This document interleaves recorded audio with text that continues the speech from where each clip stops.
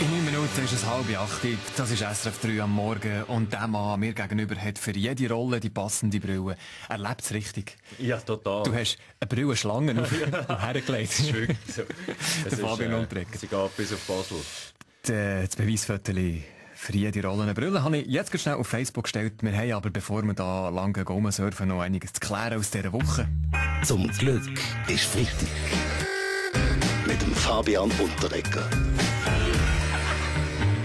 Habt ihr das gelesen? Schluss mit Puffen. E-Zigaretten, die elektronischen Zigaretten, also E-Zigaretten, die dürfen schon bald nicht mehr in der SBB gepufft werden. Ist es okay, Bastian Giro? E-Zigaretten! Schon wieder ein Verbot auf jeden Fall. Nicht ganz euer Weltbild, so Nationalrat Christoph Mörgeli. Nein, ein Skandal. Verkehrte Welt. Schauen Sie, diese Bahn haben sie vor ein paar Jahren von Rauch auf Strom umgestellt. Da haben die Linken und Grünen noch gejubelt. Was verbietet es nach den E-Zigaretten? Sicher die E-Mails, verstehen Sie? Aber Obacht, ohne E-Mail wäre das Skandal um mich an der Uni Zürich gar nicht aufgeflogen. Verstehen Sie? Ja, klar. Das sind Konsequenzen. Auf jeden Fall sicher gut für die Volksgesundheit, der Entscheid. Ständerat Felix Gutzwiller. Als Präventivmediziner weiss ich, dass die E-Zigis mit heißem Dampf und Luft funktionieren, ganz wie Politik.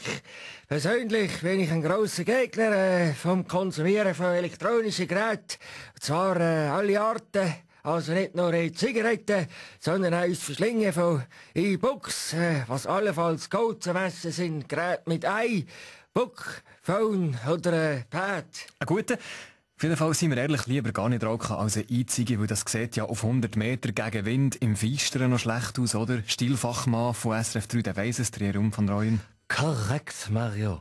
Endlich wird die Würstenstängel verboten. Ich habe vom Passivschauen fast Augenkrebs bekommen. So würdelos sind E-Zigaretten.